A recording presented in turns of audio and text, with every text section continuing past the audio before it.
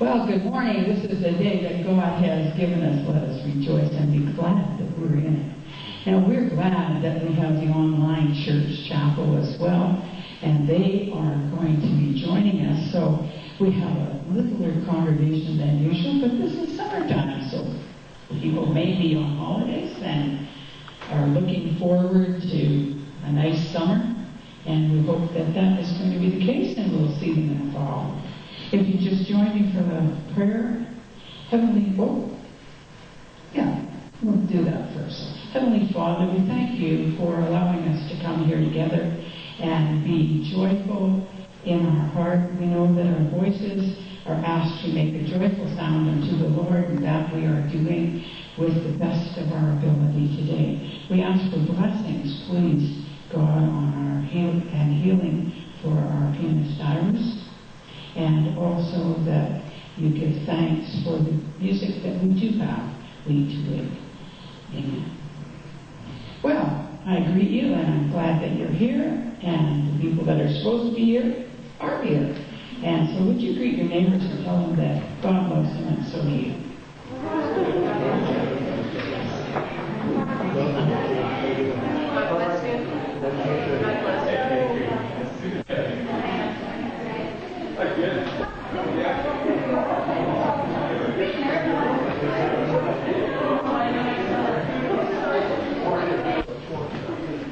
I'd like to thank particularly Helen, who came from the ISA all the way over here to give us a hand this morning. We are short. And also Joanne, who's on the rostrum with me today. And I want to thank her for jumping in. She came in saying, "Come, Barb, I came to visit." And I said, "You came to be our chairperson for the day," because our chairperson, Austria, ended up with a very nice thing to do. She's gone to watch a newborn baby come into her home, and her daughter is giving birth to a baby as we speak, we hope. And hoping it's not going to be a long time, so we send good wishes to them as well. And so, as I said, Joanne Sargent is on the rostrum with me. I've known Joanne for a number of years, and she cared for me many times at First United Spiritualist Church when we were there. And so this is kind of like Old Home Week. And sometimes at First United Spiritualist, we didn't have a pianist either, so we had to use this joyful sound unto the Lord that we have. And he didn't say it had to be on key, did he? No. And so we make a joyful sound anyway. And, you know, God and our parents seem to hear it differently than we sing. So I can imagine God thought it was angels singing there today. And also we do tell you that we are online on the internet with our online church. And so we are filming this.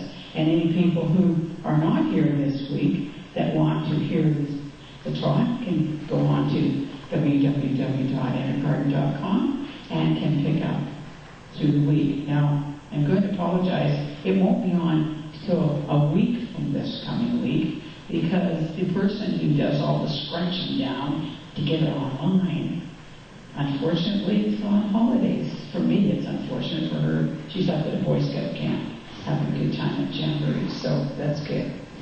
And I would like to, of course, thank all the workers, the healer, facilitators that do come in every Sunday.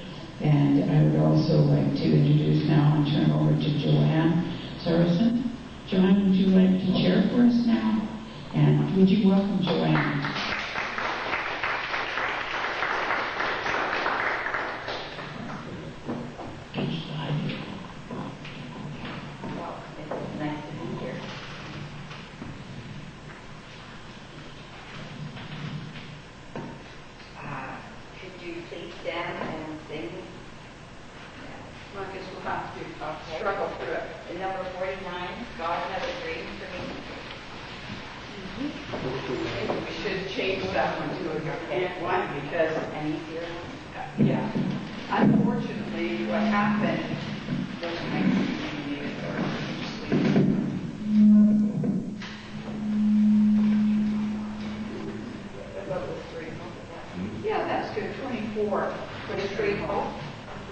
God has a dream for me as a song that we wrote a couple of years ago when it was recorded by a professional group called Off the Book, and I brought the disc in to help us sing it. And again, another thing that went sideways today, this machine wasn't working properly, so I thought I better save it for the message. Yeah. Sure. Whispering. That sounds good.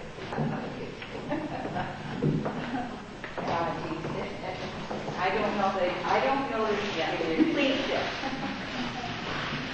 Actually, this is the first time I've seen film, so I'm not sure of the first name. Your speaker of the day is Reverend Barb Leonard, and you won't know Barbara. She has been around for a very long time. She has been in the spiritual community. I'm just not going to get out of this race. Please welcome Barb Leonard.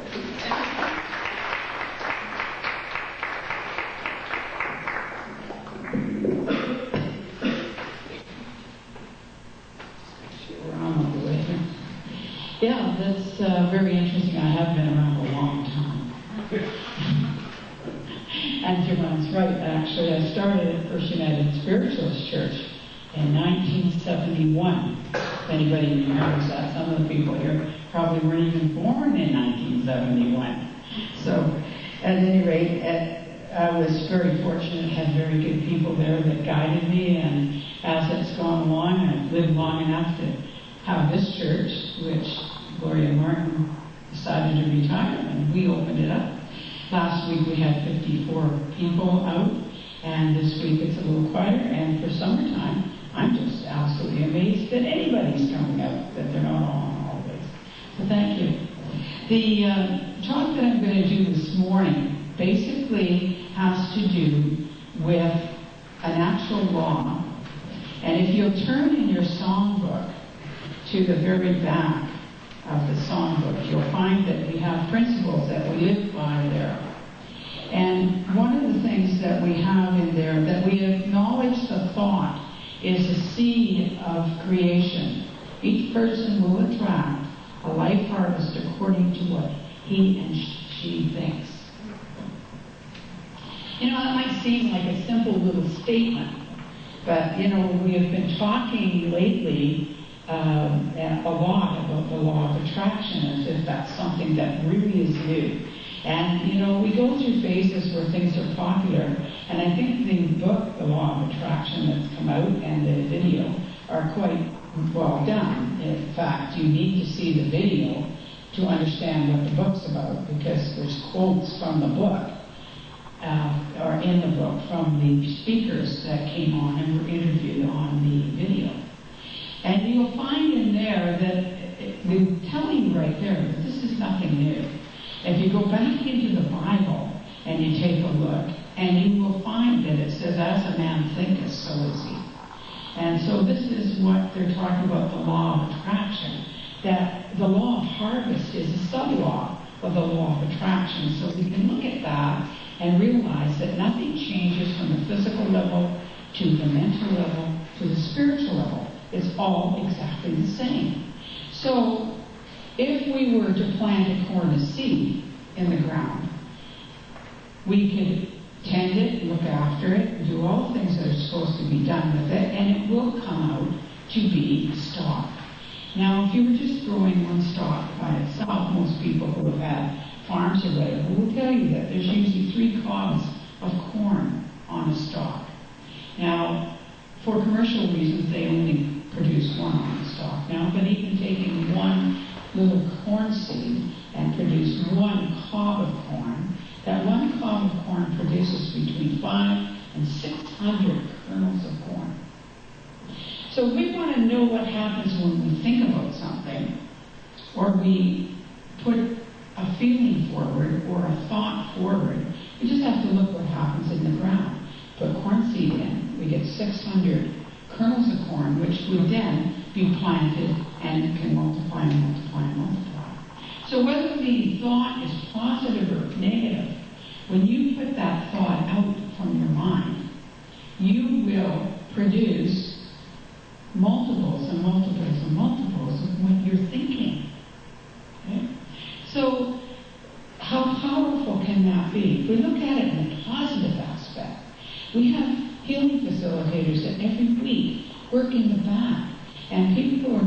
feeling well, go back there, we put the meditation tape on. They quieten themselves, allow the subconscious mind to come in connection with that universal mind that is without any end of energy. And the minute that they put a positive thought outward, that positive thought starts to pick up like a snowball, a lot of positive snow.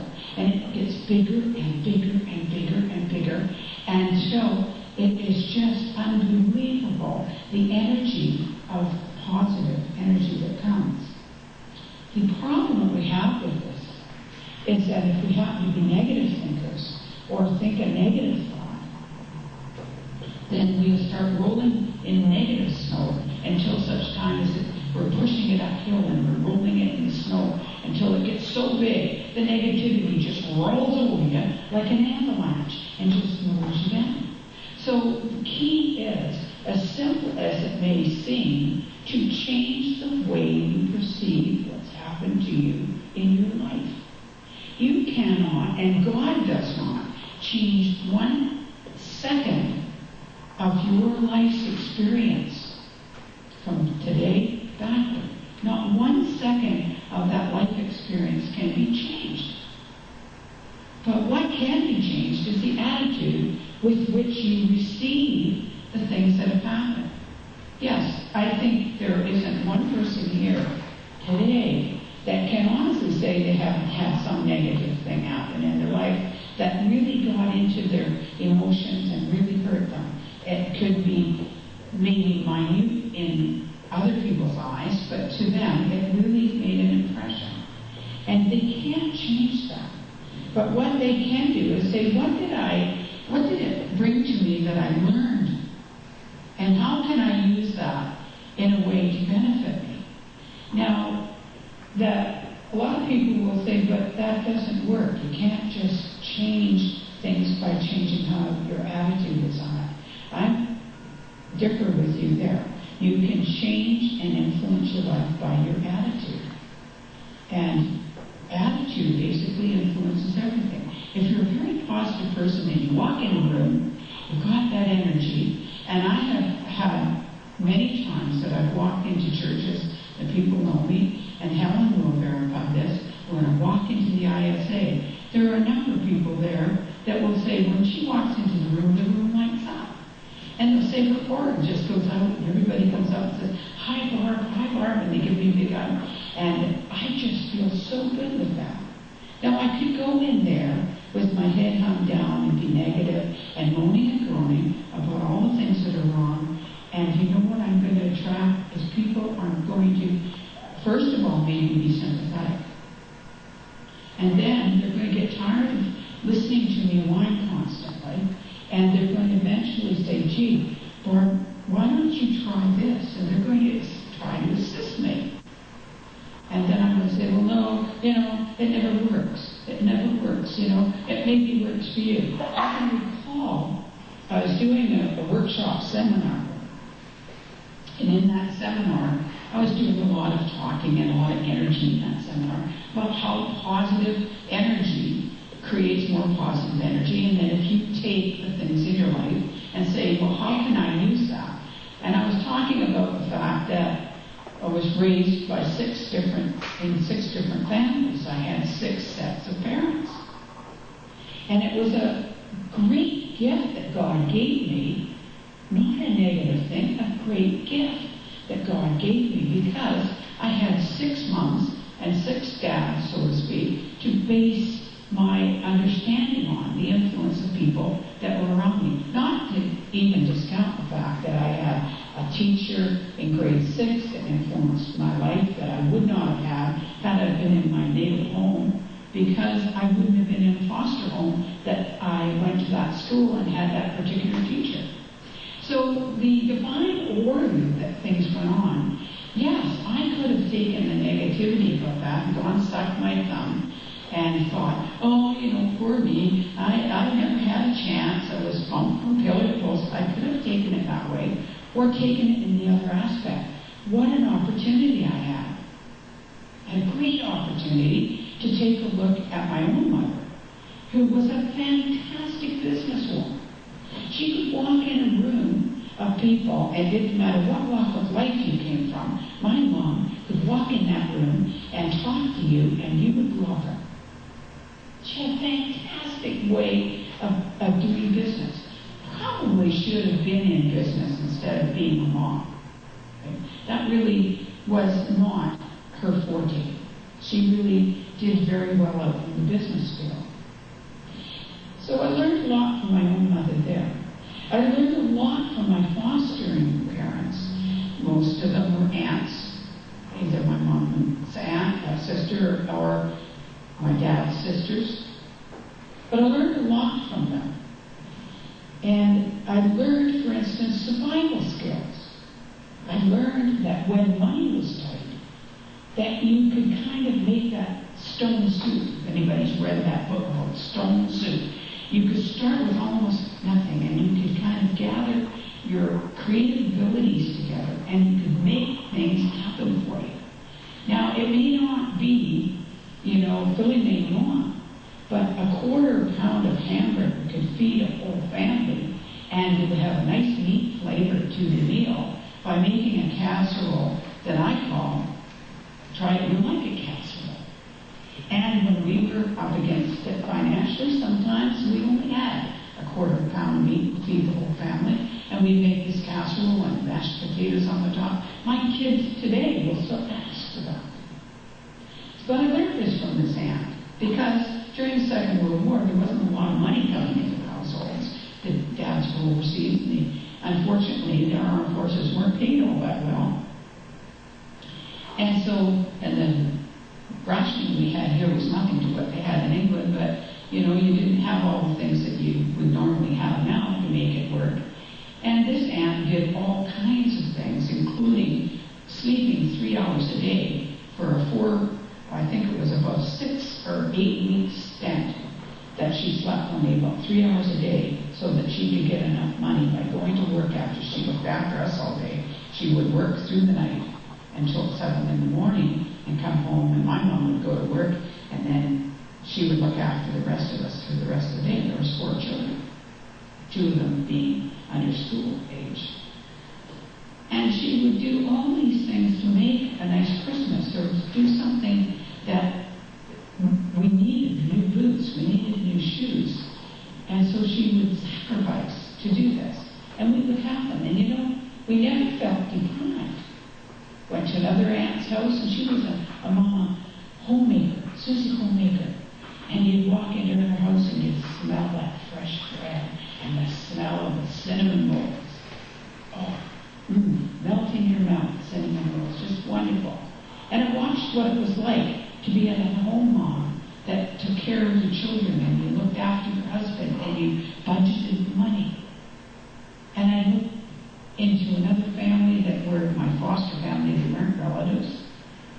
And both of them worked, and Grandma and Grandpa looked after us through the daytime, after school, before school. And we had chores to do. We had to even wash the clothes on the scrubboard. If anybody knows what a scrubboard is. Young people know what it is? We did, yeah. And washed all our clothes on the scrubboard because we didn't have a washing machine. Learned how to iron, all that kind of stuff. By that time I was about 11 or 12. And then lived with an aunt that was an accommodating aunt. She accommodated her whole family. She went out and worked and supported everybody. And I thought, that isn't where I want to go. Lovely lady, beautiful woman, very good to me, but I didn't want to live her life. And so I learned not to accommodate, not to enable poor behavior, not reward poor behavior. And then the final aunt that I stayed with was a widow. And I learned what it was like to live and raise 2 girls. She had a daughter of her own. And she raised her, and I was in my teens and working and coming home. What it was like to live in a household of 3 women and no men to do the jobs. So I look back on that life and I think to myself, how fortunate was I?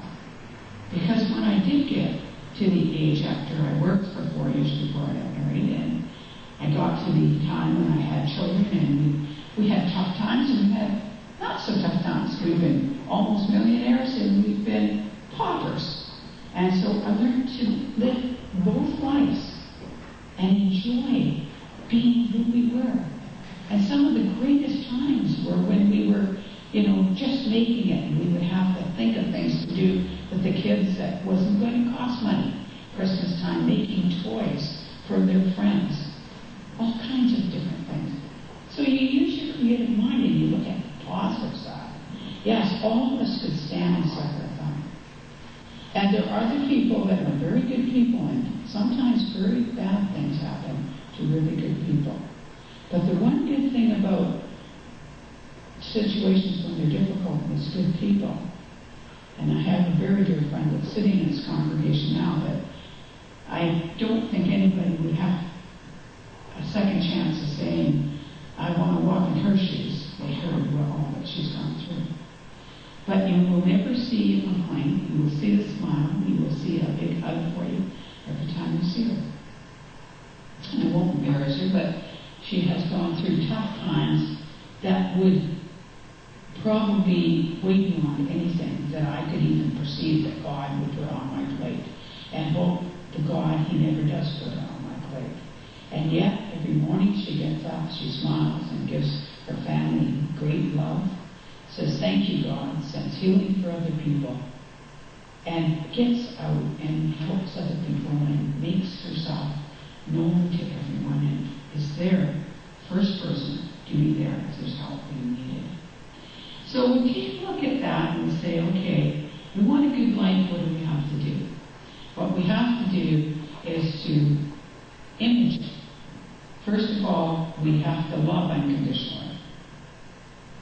Now, here's the key with that. Loving unconditionally does not mean that I am going to be an enabler. Loving unconditionally means that, like I take the corn seed and I plant it, and I do all the nice things to make it grow. I look after it, I tend it, do all the things, give the respect to God, and say, thank you, God, for giving me a nice day and this corn seed in this ground for me to grow it in. But I have expectation, or I wouldn't have planted that seed. I must have expectation that God is going to give me a bountiful harvest. And so therefore, in a relationship, I give into that relationship what God expects me to give in that relationship, to be the kind of person, the kind of friend, the kind of wife or husband or whatever that you are going to be, or son or daughter or cousin or whatever, friend.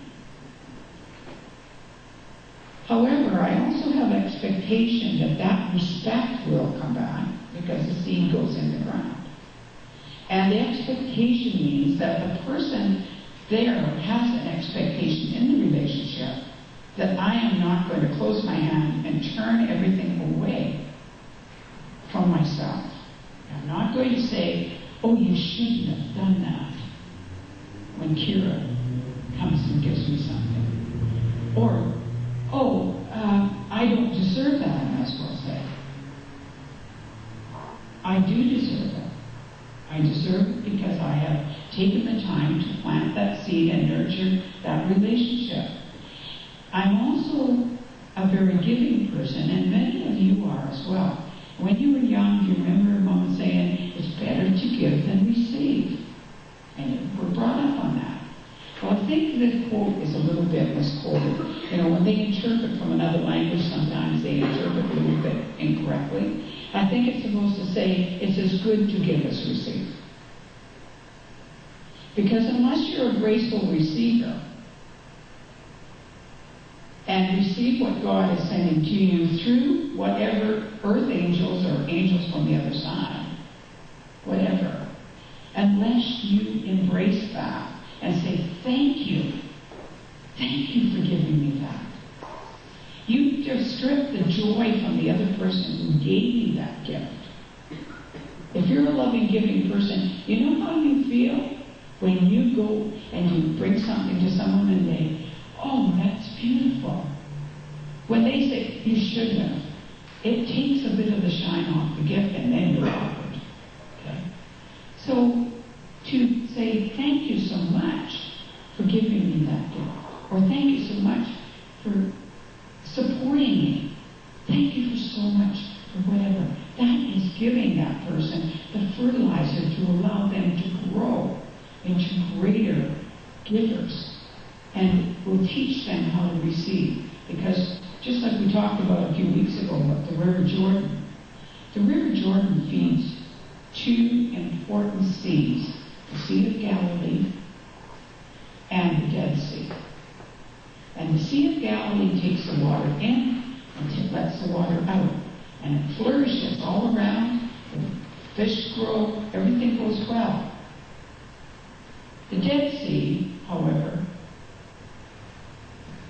holds on to whatever is there, whatever is given, and doesn't release anything that comes in, and water becomes stagnant, and everything in the Dead Sea dies. So if you're going to hold on to negative things from your past, not let them flow through you and let the lesson be taken, then you will be like the Dead Sea. You will hold that pain and that anger inside yourself. And as it said in the, I believe it was one of the fellows that's in the DVD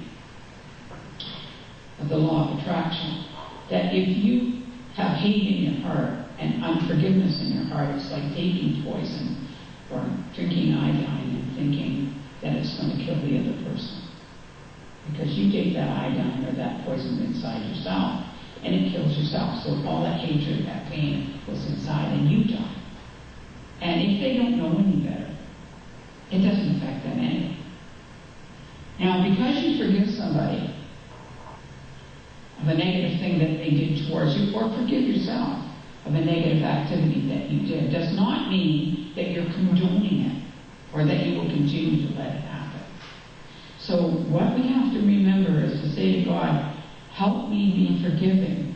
Help me be able to look at people and at myself and our errors of judgment as maybe that's the best we do at the moment, and that I have now learned better, and I will do better, and I will let go of the pain of the past and forgive those people. I don't condone their actions. I don't condone my actions. And I hope I'm an example to live a better life. Thank you.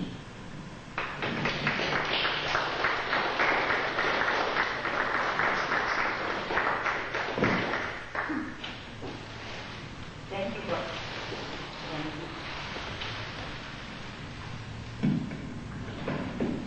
Barb. Thank you, Barbara. That was beautiful. Beautiful. And definitely words to live by.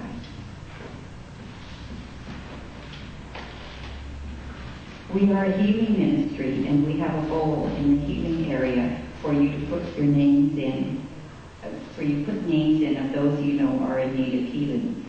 You only need to put your first names in, and you may email them in as well.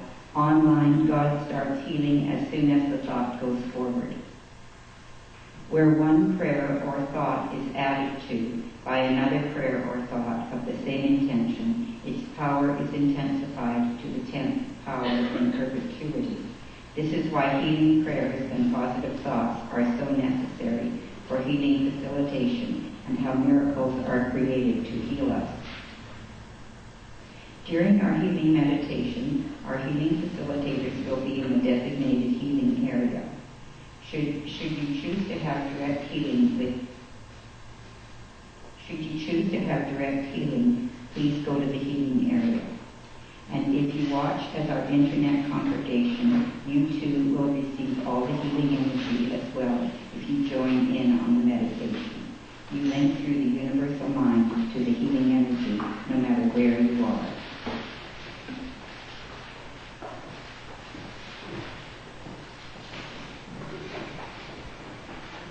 We ask the rest of the congregation to participate in bringing healing from God, the source of all healing, to heal first oneself in body, mind, and spirit, and then to send healing to others in need. Healing always follows the direction of intention of the thought, the prayer.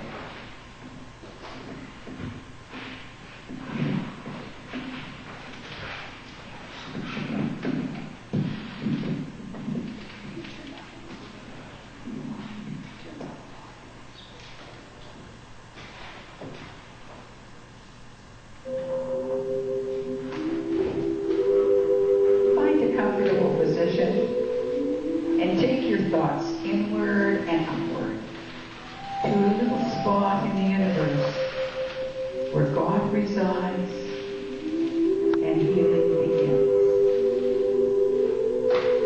Allow the energy to move through the tips of your toes, moving upwards or around and round the body. And allow it to come up through the top of the head and flow over the body like a gentle summer rain. As you breathe in again, feel the energy bringing alive all the cells in the body that work together with all of the organs. And allow those organs to be like a wonderful symphony concert orchestra that play their instruments independently, but they play with such harmony and such rhythm that they are working for the whole beauty of the piece they are playing. And as you breathe the energy in and revitalize all of the energies in the body, in the cells, and the organs, know that you are doing that to bring healing to the whole. And as the energy comes in again through the tips of the toes, allow it to expand into the mind.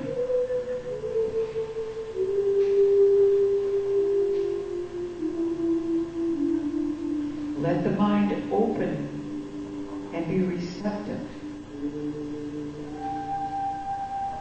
Let the mind be positive and be healthy, so that it may touch the dreams, the ideas that God has to make you all that you can be. Allow those dreams, those thoughts, those energies to come through the mind to healthy growth, so that they will grow and produce the dream that God has for you.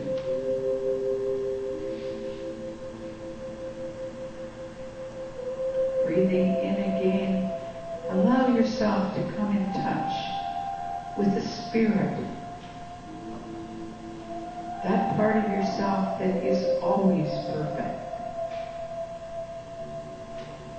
And allow the Spirit to communicate to the mind and the body what it needs for this journey that it is having in this physical existence.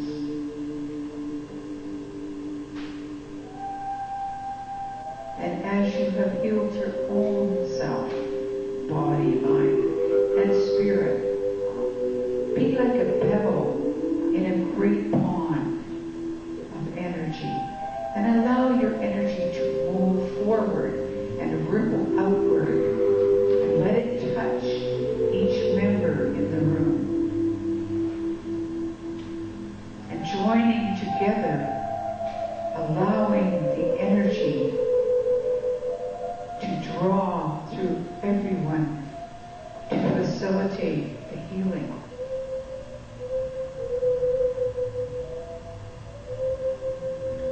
Taking a deep breath now, think about outside of this room into the community of your family, the community around you, of your teachers and your leaders, and allow that energy to ripple out and touch all of them, so that they too may experience the wonderful healing, the wonderful peace.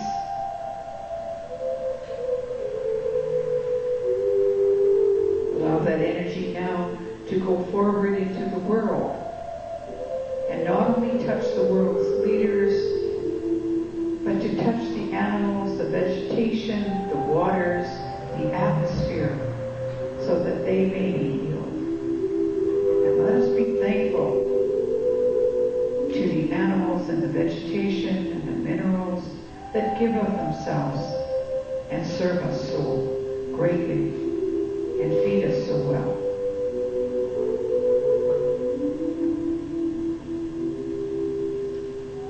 Allow us now to reach out into the universe, into other parts of the universe that we are not familiar with. For many mansions in God's world that we are not aware of every room in every mansion. But we send love and we send caring. For God promises us that love and healing is never ending. And all we need to do is ask. And the energy will follow the intention of the thought. And the healing will begin.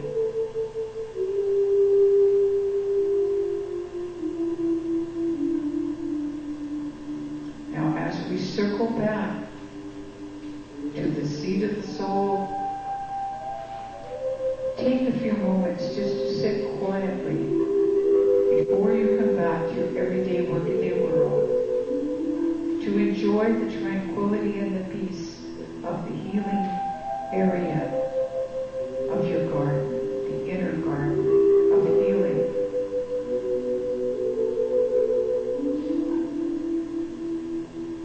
And know that you may visit here at any time. And God has promised that love and the healing is never ending. So open your hearts, your mind, and your hand.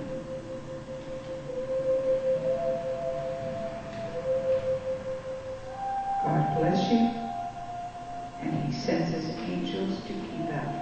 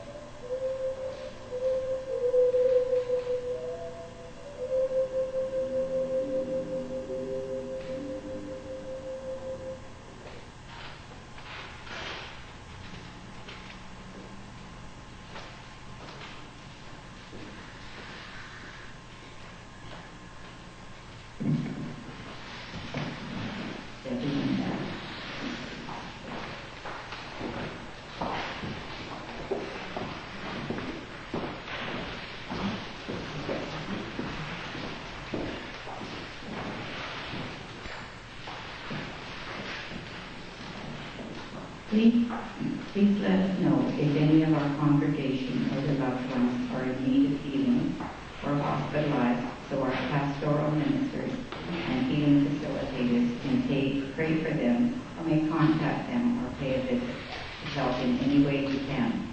Ask for a visit if one is needed. Now the announcements. Please take home the handout. You will see the speakers for this month. Future social and educational events will also be in the handout as the times and places are confirmed. You also may check at www.innergarden.com or phone Barbara. A monthly calendar will be available on the website. In the insert today, you will find information about events. And yes, there's a harvest dinner and dance being September the 8th, I think it is. And it's a fundraiser for the church. Enjoy our old-fashioned home-style cooking, dinner at 6:30, followed by a dance until 10:30. And Cheryl, Catherine Smith, and Kevin Sweeney will be doing the music Everyone, including elders in their 80s, got up and danced the last time they played at a dance, which was actually at First United, I believe. And so you can read more about this, just to bring it to your attention. A generous member of our congregation has volunteered to help with a newsletter. We are open to suggestions on content of interest you'd like in the letter. Speaker next week is Ray Helms from the Emissaries of Divine Light. Other information about special events are in the handout.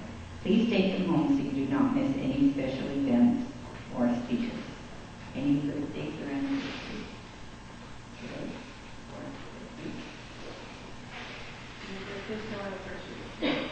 Nobody said many.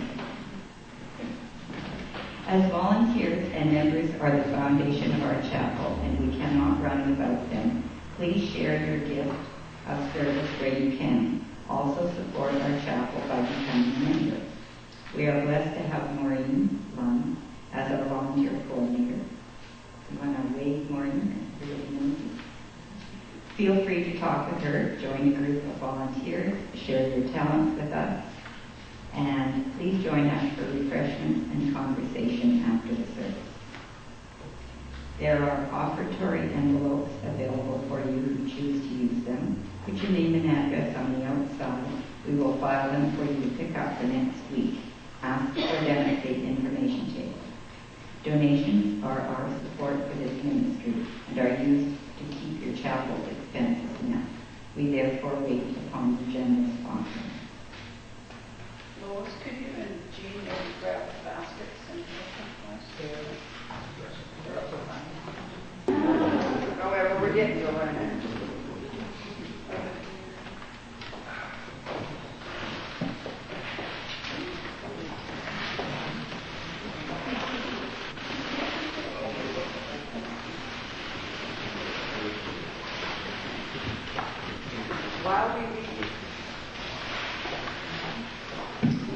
While we receive these generous and gracious offerings of thanksgiving, we ask you, God, to bless the givers and to guide us to use these tithes to the highest and best interest of this chapel and its congregation.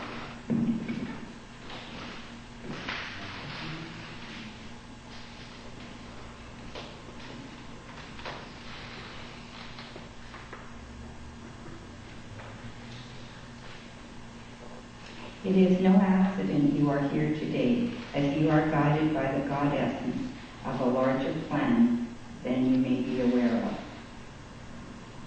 And I am here today. And we say thank you, God. And I come from North Vancouver, and I have a lot to do before I get out in the morning, and so I really didn't think I was going to make. I've been saying I'm going to come since Barbara opened this. And it's just amazing how I managed to get here today, so this is so true. Often messages may draw similarities in your life to other people's life who are receiving messages from the medium. Your spiritual workers will be making you aware of the similarity for good reason. This is why it is important to listen with a spiritual ear to the address and to the mediumship demonstration. And now, you will send your love and light to the platform, or who will bring you her messages.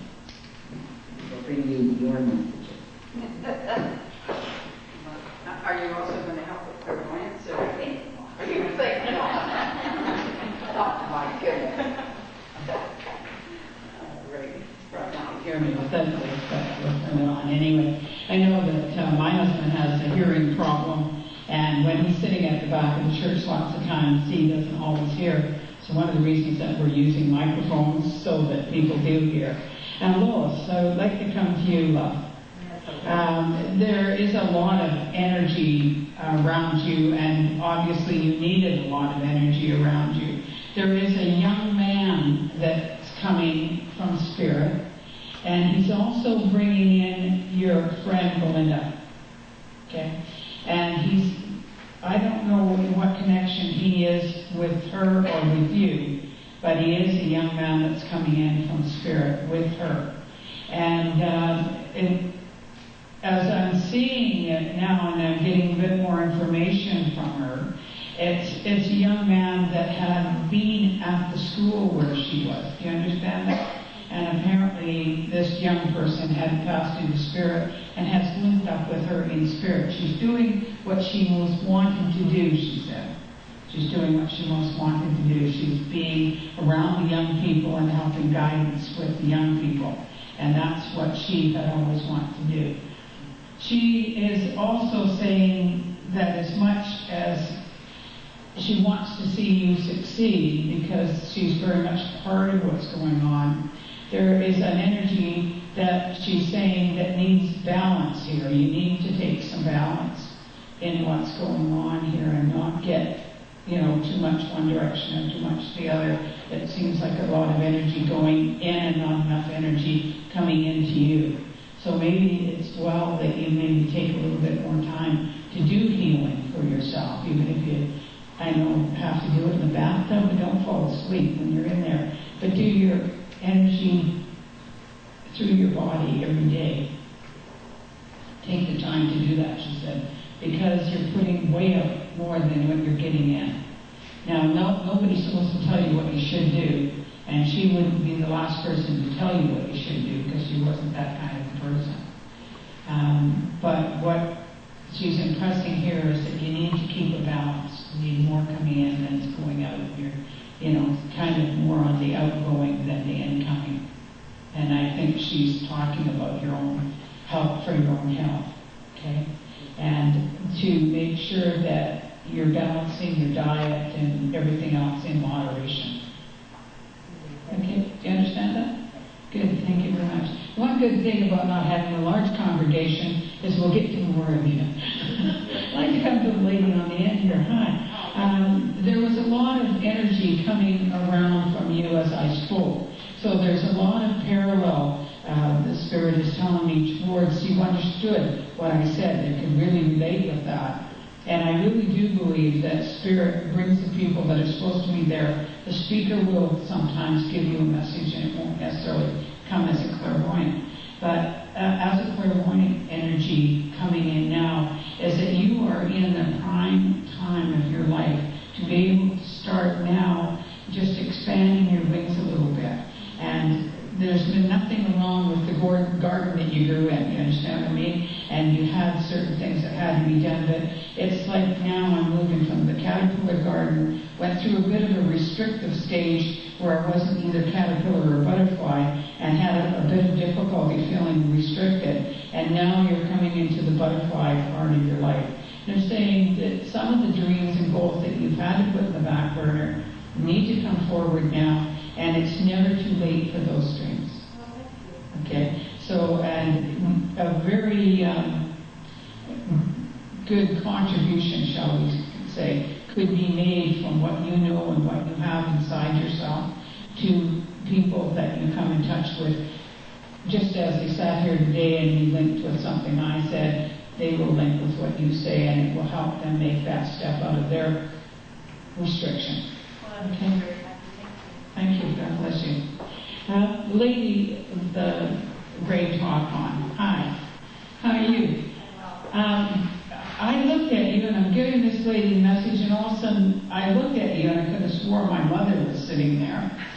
And I looked again, and I thought, no, it's not even that you resemble her. Do you understand what I mean? But the energy came in, and like mother came to my head, so I'm saying mother to you. So you have a mother in spirit? Yes. Yeah, so your mother is coming through to you today and saying, I am just really pleased to see you here. And so that's really good that she's moved in at this time. I thank her for saying she's glad that you're here. She's kind of giving me a bit of a joke too, that, well, then maybe you'll come back. But anyway, the interesting thing that I'm getting with that is that you've put a lot of effort in the last year and a half to 2 years to get yourself to where you are right now. Would you understand that? And she very much has been around you at every second of that time and been very much aware of how much effort that you put into it. And she said, you're also like this best part of your life right now to be able to accomplish those wonderful dreams and goals that you've always had to do. And just go and do whatever it is that you feel that you need to do at this time to get to where you need to be. Because the passion, I say this to a lot of young people when I'm counseling, you follow your passion, the money will follow it. A lot of times, what the material reward isn't always as great in the beginning, but the passion, the money will follow the passion. But if we go into something because of the money, it doesn't seem to qualify in the same way. You know, and so it says right now, do what your passion is. Go from your inner passion and what that is. Now, I'm seeing a lot of energy around you that says pastoral ministry. Okay, so in other words, you have got the energy that could be working in pastoral ministry. In other words, helping people through difficult situations. And so I sure like to kind of put a book and get you on paper here, because we certainly need pastoral ministry out there, something that we don't get enough outreach. And so we would be more than glad. Our volunteers are the support for this church to keep us going. And we have what we call our angels on the run that go out and do visitations and things, which is one of the reasons we ask people to let us know if there's illness. And I think you could be a great help in that area as well. Okay, God bless you. That's wonderful. Joan. Thank you. Oh, just a lovely lady just kind of popped in with you. And what a nice person. Now, this is a lady in that you would know her for niceness. This is what everybody said. She's the nicest lady. And so she's popping in. I'm not seeing her. I'm just getting the feeling that, and a little bit of feeling like I'm having difficulty with my breathing as, prior to her passing. I guess when we all pass, we have a difficulty in our breathing. But I'm saying that prior to that, she may have had asthma or asthmatic condition, because that's what I'm feeling there. She hasn't got it now, so she lets it go away from me. I also see her working a lot in the garden, so she loved flowers and she loved gardening. And what she's coming in and she's saying, you're such in your heart, you stand in the background. A lot of times people do not see all that you contribute. And she wants to just say thank you, because you obviously contributed something to her when she was in need. Emotional support, you were there. And she said you were a wonderful person, and nice doesn't cover it. She's just kind of making a little funny thing about that. You're certainly a nice person, but it doesn't really cover everything. You just quietly go about doing what you do, helping people, helping animals, helping wherever you can, just to make the place a nicer place than it was when you came into it. And so she's just saying thank you for that. And so God bless you. That's really wonderful. Yeah, Joanne. It's interesting because I have someone popping in with you as well. And it's, I know you're in North Vancouver. Maybe we're going to have to get a branch church in North Vancouver for you or whatever. I don't know. But they're saying, I'd like to see you come more back into coming forward with abilities and the talents that you have, wherever that service might be. I know I'd love to get all of them here, because, we would like to have people working here. But wherever that service might take you, whether it be in hospitals or hospice or whatever, I'd like to see you being more active back in it. Sometimes, and this may be something because I do know a little bit about background around you, sometimes bitter pills put us on, okay? We're given a bitter pill and then we don't want to take that pill again. And that will not happen again. You don't need to put your finger in the pencil sharpener to find out that isn't how to file your nails, okay? So you've been there, done that. You won't have that happen again, because you will be aware, like a little lighthouse will put you aware if that's happening, that you're being used and not being treated with the respect, which is something we talked about in the talk. And so this is a worker, I think, that's working with you, that's coming through and wants to do a bit more work with you. Okay? That's great. Thank you. The young gentleman here. You know, you have got the most wonderful energy that is around you. It's just irradiates out. And you have a tremendous amount of information that comes through you. Now, I know a lot of times when we're younger, we don't realize that it's all coming through us and it's not of us, but you've got a lot of connection with the higher self and a lot of things that you could teach other people. And you will teach more from what I would say by just expressing your own self, you know, showing your own self, and putting yourself in a position where people are going to look at what you're doing. And so there is a gentleman coming through. Now I'm thinking with this gentleman, and you might have to check this back, would be on father's side, and it would be great-grandfather possibly. Father's father, but back there. This gentleman was very talented, very musical, and it comes down through the genes, he says. I'm passing it down through the genes. It's genetic, and you have got this natural rhythm that is in your system. But this gentleman also was a very, very, and again, you'll have to check this down up the father's line, very, very highly spiritual type of person too. His family was a grace at the table, Sunday church, no work on Sunday, a lot of, the big old-fashioned type of churchgoer. Very strong in his concepts of God, and he's basically works around you a lot. You have a very, now we're not talking religion.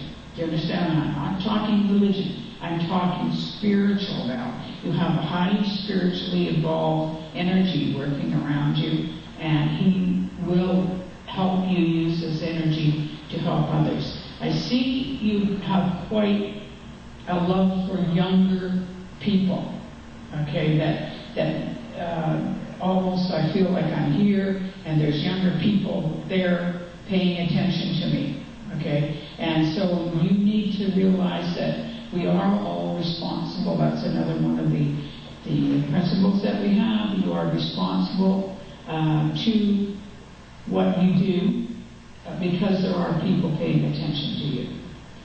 And now I'm going to go back to this gentleman. Was this the rapper you were talking to? Yeah. Okay. Okay. But it's probably in the door and said, I got a rapper for you because we didn't have a musician this morning. And I said, oh, yeah, get up here and give me a real thing. But and I kind of was busy, so I kind of passed it. So what I would say is that what you, and I see you creating these yourself. Do you understand what I mean? You create the work you do. When you're creating, you take a high responsibility of what you're saying, because there's a lot of younger people that are going to be watching you. And that will be a tremendous ministry, believe it or not. You may not think of yourself as a minister, but that can be a tremendous ministry out there. And whatever level the young people are working at any given time, that's where we need to reach them. And that's where the ministry needs to be. So, yeah, we would certainly like you to join in, because, we'd like to get some younger people in here that are going to be interested in being with the church. Okay, good. And we've got time for one more. John, I'm going to say thank you so much again for coming out. Can you hear me okay? Thank you for coming out. It's been just absolutely wonderful to see you again. We think about you when you're not here.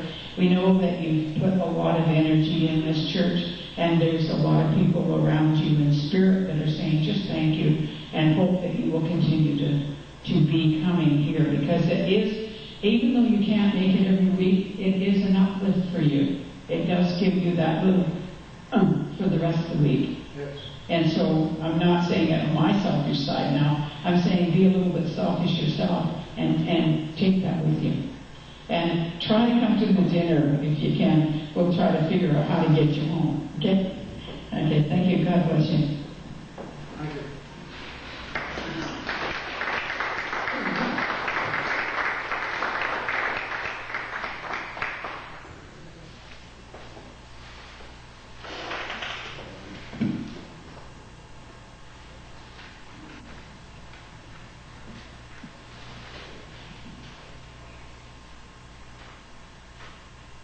Thank you to all those helpers on both sides of the messages. A special thank you to Reverend Barb Leonard. Oh, no, that's silly. Well, a special thank you to Spirit, I guess, for the music, and to Reverend Barb Leonard and all the Spirit workers for being here today. And thank you for being here today to receive the gift of Spirit. Thanks to all of you on the www listening to our online chapel service. Drop us an email to barb@innergardens.com. Everybody like to join in the circle there. And we'll do the last song. And Joanne is going to say the closing prayer, aren't you, Joanne? Oh, sure. So we'll join hands and we'll do the closing prayer.